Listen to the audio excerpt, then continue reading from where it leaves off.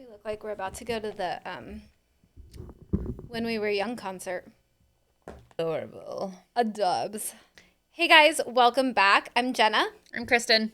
And this is Yeah, Now I Know. The podcast. That you can watch. Or listen to. We're on Spotify, Apple Podcast, all that good stuff. And also on YouTube. If you're watching YouTube, hello. You can see our outfits. Yeah. I know we were just saying we look like we should be going to the When We Were Young concert. Yes. It's not a concert. It's a festival, yeah, thing. Because we're touching back to our emo scene roots. Yeah, except I'd be wearing like a black beanie with this probably. Well, and a lot more eyeliner. And glitter.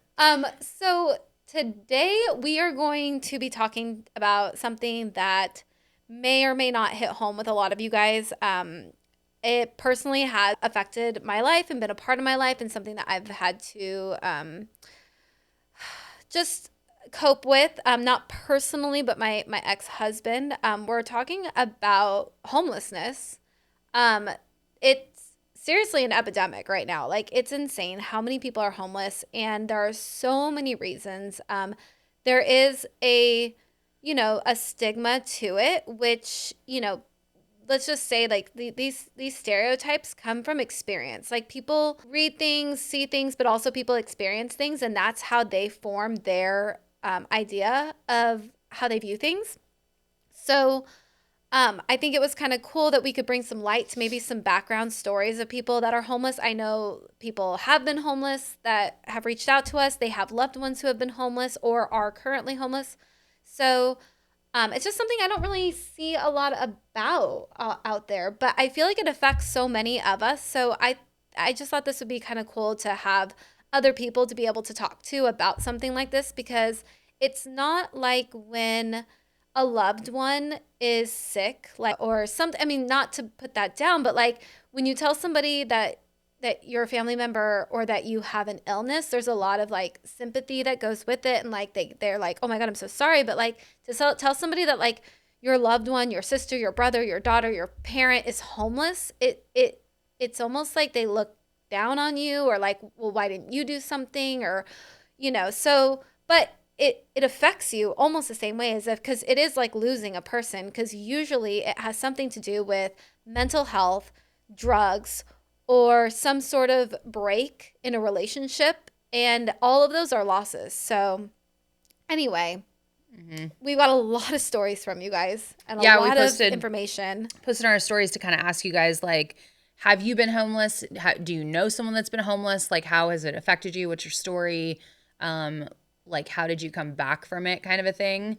And having a husband that is a firefighter, I hear a lot of the kind of 80% or whatever the percentage is of homeless people who are just kind of running amok and like choosing to be homeless and choosing to do those things, and like making a deliberate life choice not to go to a shelter, things like that. So it's interesting to hear, about your guys' stories, because there is no like blanket statement that's true for like any, like she said, stereotypes are there because like there is a large portion of that can be true for a lot of people, but there's a lot of people that are just mentally ill, or they're veterans, or, and it makes it hard because you see people and you hear stories about people taking advantage of people's kindness.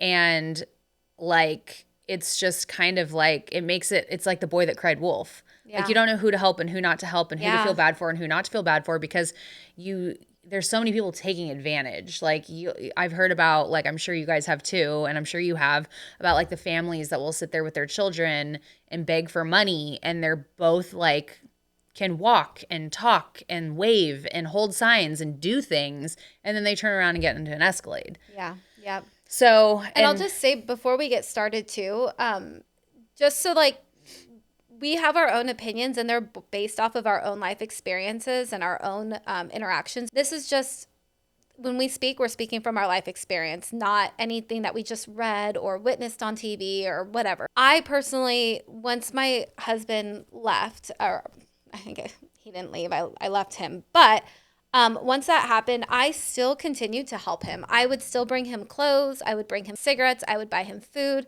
And he was homeless at this He was point? homeless. Like, I left him. We were done. We were getting a divorce, but my heart was breaking for him because I knew once I left, like, that was it for him. His mom was homeless too. Like, she was pill prescription whatever. She ended up being homeless too. So anyway, in that, I sat with him several times with a lot of his homeless friends that he met while being on homeless, and they do create like a group. And what I witnessed and what I was able to like talk with these people was like crazy. I felt like one of those like reporters, where they go like into like Afghanistan or something. But I was like in it with the homeless people, and I was doing okay. But I was still like bringing him stuff because I was doing great in my life, and I felt bad because he wasn't. The point is, I heard a lot of things, and it made me have a colder heart towards a lot of homeless people. And I know that I'm probably going to get a lot of grief for that, but you're allowed to have your own thoughts. Like, that doesn't mean you think that about every single homeless person. No, and I don't think that they're all like that. Of course not. But of course not. I saw things that were so disturbing and so, like, just transparently, like, they didn't care. So has my husband. Like, I hear these stories, like one homeless person, not to segue real quick, but like almost got a cop killed the other day because of how he ran across the street to attack somebody. And like the shit that some of them are doing is like, first of all, it's illegal to be homeless. So like if you're choosing not to be, that's a whole other story. But anyways, what did you hear? What? Well, a lot of them have diseases as well, like hepatitis and things like that. And they don't care. Like, they will deliberately go into restaurants, bathrooms and things like that, and they want to get people like he was saying, like, he thought it was funny because like this place down in San Diego, he went in there and he got 6 people hepatitis. That's disgusting. I'm just like, what the heck? And a lot of these people, like, they were telling us how they were offered homes and like they had to get a job, and so they went in, they lived in these homes that they got for free for a little bit, but as soon as they had to get a job or they came after them for not getting a job, they would leave. And they're like, yeah, like, we're only staying in there until like we can get out. Now, again, this is not all. A lot of these people are on drugs. A lot of these people are trying to help with mental illnesses. But I can tell you, like with my ex, it was drugs, and he had every resource that he could possibly had. He had a supportive, loving family. He had the support and love of my parents. My parents would have helped and endlessly funded rehab for him. Like, we have driven him to rehabs countless times, bought him guitars and whatever he wanted just to go. Like, that's the whole bartering thing. Like, you can't barter, but like, he literally had no reason to be homeless, and he chose it. His addiction, right? That was his reason. Yes, it was meth. That was the addiction of choice. The main one. I'm sure it segued into whatever he could get his hands on at this point. But I mean, we literally saw him. I think the last time we saw him was when he was 5, and then we saw him again when my daughter was 5, and then when she was 15, we were actually walking out of a store, and I saw him just walking up, and I'm like, oh my God, like that's Michael. Like, he has facial tattoos, like you can tell it's him. And I'm like trying to hurry my daughter because I'm like, I don't know what he's gonna do, and I suddenly realized, like, he doesn't know who we are. Like, he's so out of it, and he's walking around, and I mean, like, he's still on drugs. He's still not getting help. So, like, I just don't understand what is going on with the homeless community, the economics of it all. Like, I don't understand. Like, are we just letting everybody just sit out there and rot? I don't know. It almost seems cruel to let them live that way. So, I don't know. Anyway, there's so many like different angles of that. Like, there are people that wrote us stories that we're going to talk about to talk about the flip side of it. But yeah, there are a lot of people that are homeless and choose to be homeless and are just downright bad people. Like, I feel like there's some people out in the world that just think that like a homeless person is they just take it as like they're down on their luck and they're good people. Like, I was reading on Nextdoor the other day, this guy was like, he was like Nextdoor is hilarious. Like, the stuff that people post on there, I mean, it is a great resource. I do love it. But some of the people on there are just so oblivious and naive. And working with someone who deals with homeless people on a daily basis that sometimes actually genuinely need help. But Nick would tell me that like 97% of the time they are abusing the system. They're using taxpayers' dollars. And as much as we wish it weren't like that, he sees it every day. And so I think he can attest to like what most of it is like in his certain area that he works.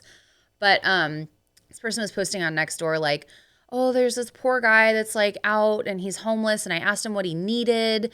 And like, I will also say that Nextdoor is like a lot of virtue signalers. Like people just love to post like their good deeds on there for like a fucking pat on the back, which is like so obnoxious.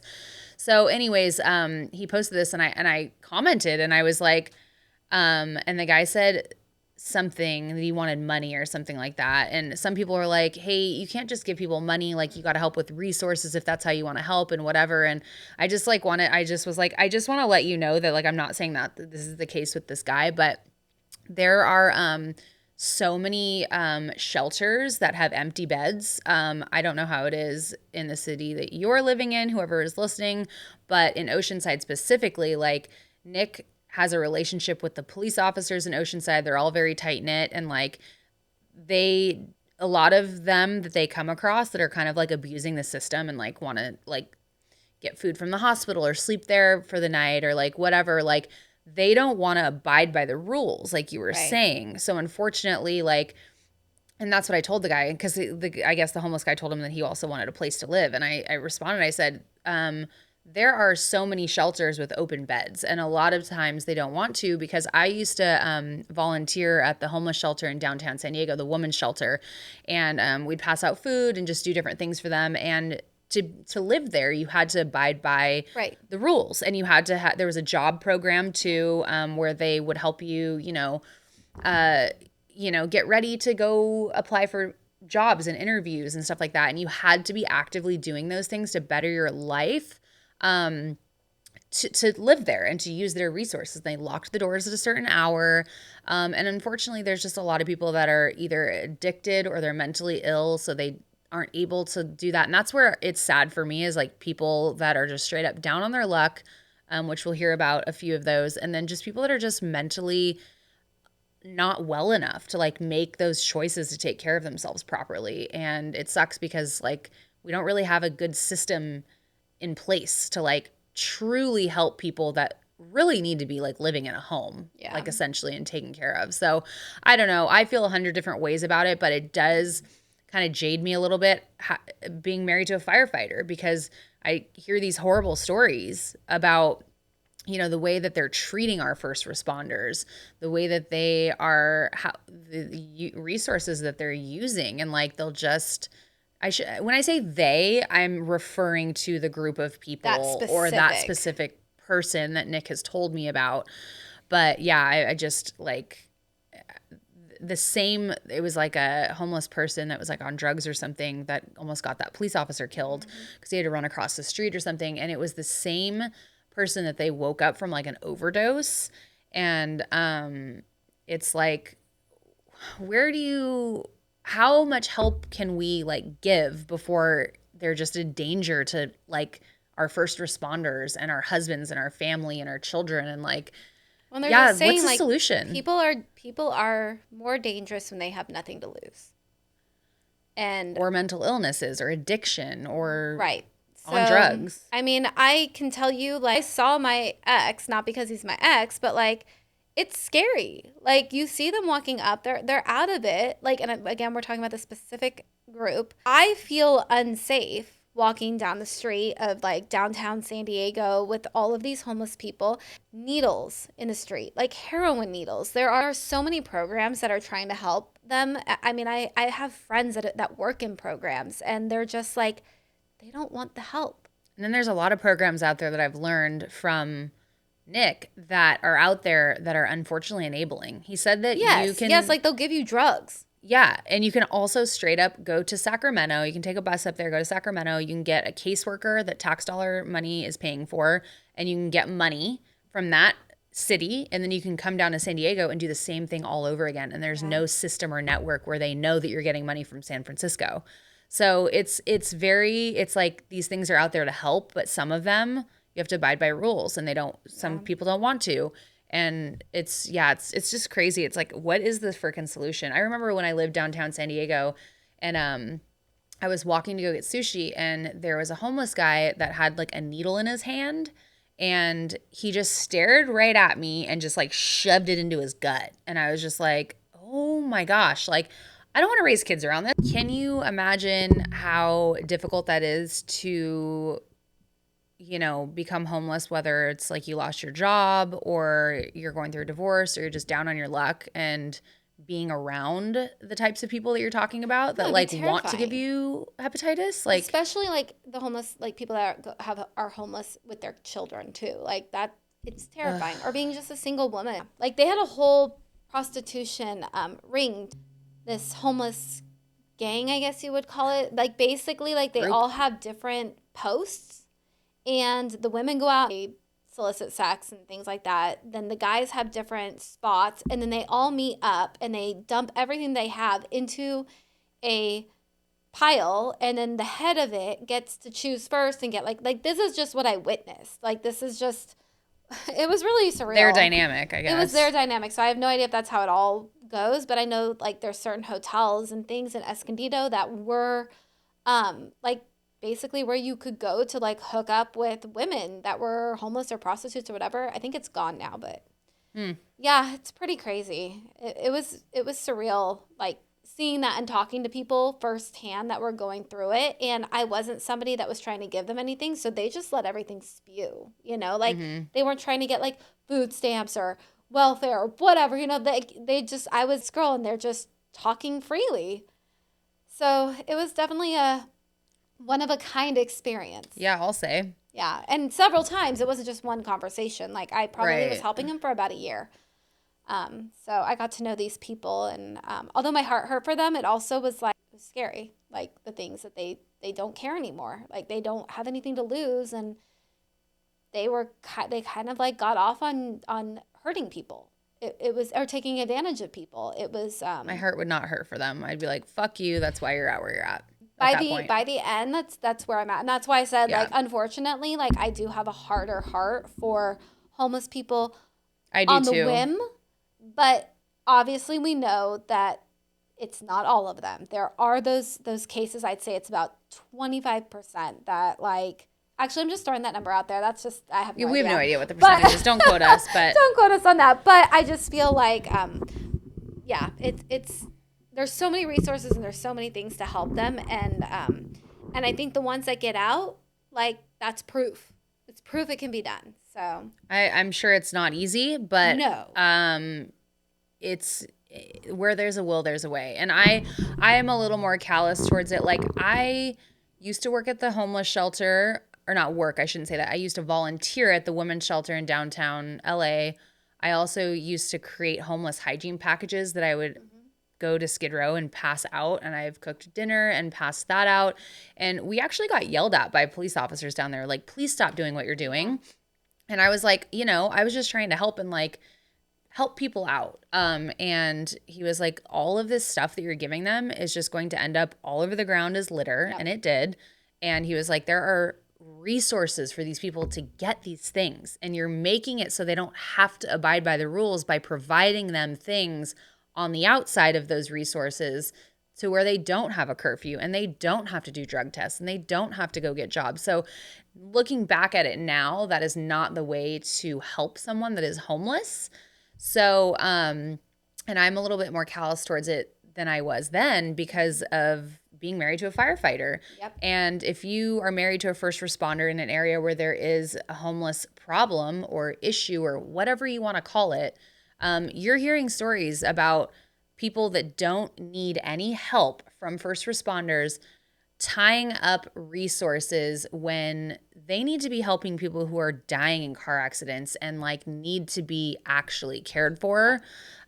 So I hear stories on the daily, and to be honest, my husband can't stand homeless people. Like I just hear all of these terrible stories. So I have definitely become more callous to it myself, but that's not to say that I don't have a heart for people who really just are down on their luck, because at the end of the day, like, I feel like I'm a pretty good person and you are too. And like we have big hearts. Yeah. But I definitely do have the more pessimistic thought in mind when I do see a homeless person. Unfortunately, that does come to my mind first. I'm not going to lie, because of what I hear about from my husband's job and like what you're saying. And I'm sure it's hard for you too. So it's just really hard to even handle it. And this episode's not about how to handle it necessarily. We're just wanted to hear people's stories. And so we do have a few of those that we're going to share. And just an outlet for people that, because it is a weird situation to have a loved one who's homeless, because like, I can imagine. You're mad and you're angry, but you love them and you want to care for them, but it's just you're worried about them. Yeah, it's a really it's a mind fuck, honestly. Yeah. So I just feel like this is like kind of a cool thing that like you guys can all know that you're not alone, because there's a lot of you in here. So we'll just kind of like get through as many of them as we can, just so you guys can see, like, again, you're not alone. Like there's a lot of people going through this with you. So, and not everyone is like that person who wants to give you hepatitis. Yes, so this will help us too, soften our hearts a little. Yeah. So let's see. I don't even know where to begin, but so one of the questions that on Yeah, No, I Know, and I put it on my Instagram as well, was have you been or know someone who was or is homeless? And let's see. I'll just go through some of the responses. So somebody said, I've heard that one of my classmates was homeless for some time, but I can't confirm it. Another one, yes, my man was homeless when he was younger. Another one, yes, I know when he starts. She's talking about my ex. Another one says, wait, why was she? What do you mean she's talking about your ex? Because I know who she is and she knows my ex. Oh. Yeah. She's like, I know someone, it starts with an M. Like, oh, got it. Yes, one of my older sisters, currently homeless and has been for nearing 10 years. Wow. It's due to mental health issues, untreated and treated. The stigma is unreal. Not enough resources. So I'm not sure what that means. The stigma is unreal. I think she probably means like, I'm just going to go out on a limb. I can't speak for her, but I took that to mean like, people believe the stereotype, like the hepatitis person, and think that all homeless people are like that. And so people aren't giving her enough resources or chances. That's kind of how I took that. But I do agree that there are a lack of resources for people that suffer from mental illness that are homeless. Yeah. Well, I think a lot of that is where it comes from, honestly, because I agree. I'm pretty sure my husband had some sort of mental illness, my ex-husband. And self-treated himself with drugs to escape, thoughts and things like that he was like tormented by. I do think that is a big issue too, because even the people that I'm talking about that my husband has to deal with, could potentially also be from mental illness untreated. Yeah. And it's like, if you're mentally ill, you need a little bit more than just, hey, come stay in our free room and abide by this rule, this rule, and this rule, and get a job. Like you need help. Like you need to be in an institution and get other kinds of help. Yeah. And also I'll tell you, like when I went to court a few times, because ex-husband would get arrested and I would go to like the court dates to try and like get him help or whatever. And they basically said that they couldn't test him. And this was, again, like 15 years ago. But they couldn't test him for any mental health things until he was off drugs. Yeah, that's hard. So the chicken before the egg, or the egg before the... Yeah. And then he would go to jail and he would still find ways to be high. The jail system's a whole different episode. I would literally pick him up from jail, take him to the person that he was supposed to go to get drug tested. Like, no stops. Just jail to the place. Drugs. And he'd been in jail for like 6 months. Our prison systems are like privatized and fucked up. And that's a whole nother way of bartering too in there. Yeah, that's a whole other episode about how our prison systems are not meant to set anyone up for success. They're literally meant to just like make you come back to prison. Yep. Like I had a brother in prison and he was telling me how twisted it is and how like there's just not enough resources to like, it's literally a whole different episode. There's not enough resources to like help people get back on their feet. No. They don't teach you any of that shit. This person says, I used to volunteer at a center for student missions, which helped homeless in LA a lot. So this person says, I was homeless. My ex beat me in front of my children, and the police put me in protective custody an hour away from home. I was closely monitored while I healed. I was bleeding internally and could barely walk. Oh my gosh. In the shelter with my children for a few months. They brought us food every single day, 3 meals a day. They also gave my children clothing and donated food to us since we were living in a hotel room. The scariest thing I ever gone through. Homelessness after a crisis is no joke, especially with children involved. 2 years later, I still have physical complications, but all that matters to me is that my children are okay and survived. The hardest part was not being able to hide my emotions from my children. They watched me suffer. For that, I can never forgive my ex-partner. I now have a house, just my children and I've never been happier. I'm out of an abusive relationship and I'm alive. Blessings. Hell, oh, I got the chills. Yeah, hell yes. Like, good for you. This is a great amazing example of someone who like isn't Yes. just choosing to be homeless. Yep. So I think that it's nice to hear stories like this because I feel like there's a lot of people who have hardened hearts towards it, kind of like us. Yeah. And you know, obviously this situation, I mean, that's terrible. And a lot of people that wrote in, they were homeless or their mom was after a crisis, after a fire and losing their home. And that's things like that. also different. I feel Yeah, like it is. Yeah. And but they're clumped in sometimes. a lot of Wintiano I know say drugs. Like this one says meth and heroin. Yeah, so this one, go on to that, I saw it in here. It says, my brother is currently homeless, living out of his car and in free rooms at casinos. He unfortunately started using meth and heroin and just has been spiraling ever since. It's been about 3 years. He's lost jobs, friends, family, and ultimately his home situation. He moved to a different state to live with family and get out of his bad situation and try to get himself back on track, but unfortunately fell into the same situation. Now he's living in his car in parking lots. He somehow gets money and gambles it away at the casinos and wins free rooms to stay in periodically. Very sad for him and our family, especially my mom. Yeah, that's really sad. I mean, as hard as it is for me to have it be my husband, I feel like it would be 20 million times harder if it was my son. Like, if it was my kid. It's gotta be horrible to see your children go through anything like that. How do you walk away? How do you say no? How do you... my heart, like, I think that's where a lot of it comes to for me too, is my heart breaks for the people. Like, when I see a homeless person, I see their family.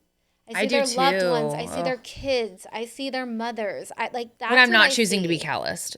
That's what I see. Yes. Homelessness. Well, and I think because my daughter, you know, like, I'm like, Yeah. you probably have a kid out there. You probably have a mother out there. Like, that's literally helped you a million times, and their heart's breaking too. So, you know what I always think about? I'm like, being a new mom and realizing how hard it is to like, I want to say raise a child, but I don't really have experience with that yet. I'm a new mom, but like how much work and love and like time goes into like carrying a child, creating a child, having them, like someone loved them at some point. Yeah.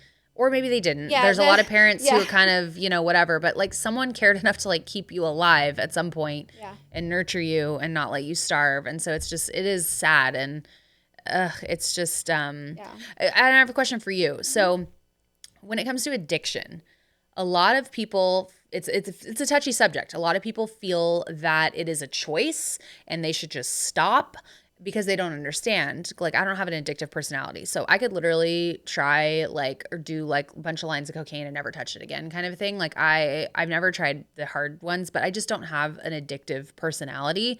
So what are your thoughts on addiction when people are like homeless and they are addicted to heroin or meth? Like, what do you think they need and what does it take? I mean, are they just choosing to like just stay out and do it, or is their addiction, it has a hold of them so badly that they really just can't get out of being homeless because they can't get help? Yeah, I think it's cyclical. The only thing I can compare it to, because I haven't really like dabbled in any of that. So like I just know like how I feel about like food or caffeine or sugary drinks or whatever, you know, and how hard it was to quit smoking. Mm-hmm. It's kind of like this you beat yourself up thing where like you wake up in the morning or you go to bed at night and you're like, okay, like this is the last time. Like I'm not going to eat bad again, or I'm not going to like do the drug again, or I'm not going to whatever. I'm going to wake up and I'm going to like have a good day. There's actually this movie called Physical, the show called Physical. It's about that actually. But anyway, it's about addiction, but she's addicted to like food. Mm-hmm. And then you wake up in the morning and you're like, oh, okay, well, I just need this to get through the morning. Like, it's going to be a busy morning. Like, I have to do this. I have to drink my caffeine. I have to get my Starbucks. I have to whatever. And then through the middle of the day, you're just like, okay, well, I'm exhausted. I'm tired. I worked all day. I don't have time to like go home and cook a meal, nor do I want to. And so you just go and you get fast food. And so you go home and you eat it and you're like, okay, this is it. Not going to happen again. Like, I'm going to wake up in the morning. I'm going to be healthy. I'm going to choose good things. So that's the only thing that I can kind of compare it to with drugs is maybe they are like in the beginning stages, like, okay, I want to quit. I want to quit. I want to quit. But I do think there's a point where they are like just fucked up back to back. Like there is mental damage, there's brain damage, they're stuck at a certain age, they're gonna need help for the rest of their lives. Like, and are they ever sober enough to make the right choice? Exactly. Like it's such a, I feel like if you're homeless and you're that far gone, I feel like there needs to be a place to house these people where they are not a harm to themselves, they're not a harm to other people, and where they can get better. And like, why are we spending our resources to give them drugs, to like make it healthier? Like, they're giving them like clean needles, and like it's a place to like shoot up. Like, yeah, take them, I don't understand put them that. in some sort of living facility, take all that money and put it towards that, put them in there and make them be sober. Like, don't give it to them. I'm sorry, but they'd probably just leave. But also, it's also don't let them leave. It's illegal to be homeless. So like, Right. why can't we keep them in a home where they could actually genuinely get help and get sober? Yeah. I don't know. I mean, I feel like it would be better for the people that are addicts, and it would also be better for the families, because it'd be better for everybody. People would get sober. I just, it's so backwards. I don't understand how that works. Like, I was so pissed when I saw that they were giving out needles and stuff. I'm like, cool, you just killed him. Like, you just killed him. Awesome. I don't know enough about that to speak too much on it, but just that those basic facts of like, yes, we're providing clean needles. I don't understand that either. They wanted like clean environments for people to be able to do drugs, so that I think they didn't spread diseases or whatever, which cool, but like, why not house them and don't let them leave until they're sober? Provide them with food, provide them with education, provide them with everything they need to be rehabilitated, to go back out, to be contributing people in society, get them the mental health that they need, get them the medical pills, care, maybe medical care, the therapy, whatever, and then figure out where to place them in society. I don't know. Does that sound crazy? Am I crazy? I don't know, but that sounds like it would work to me.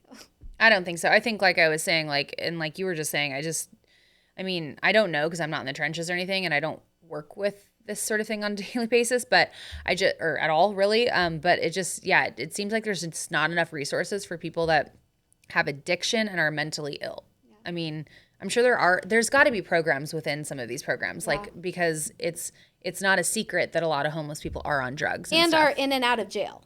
That's another thing on the resources, is they are in and out of jail, like constantly. I mean, I looked up my ex's records recently, and it's like, well, apparently they like to go to jail because they get free food and a roof over their head. Actually, when it's raining season, they will go and they will purposely get caught.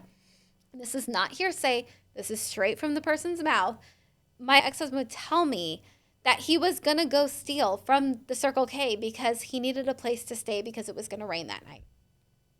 And that's how it is with them calling 911. Nothing's wrong. They just want to continue living their life the way that they are, but they want a roof over their head.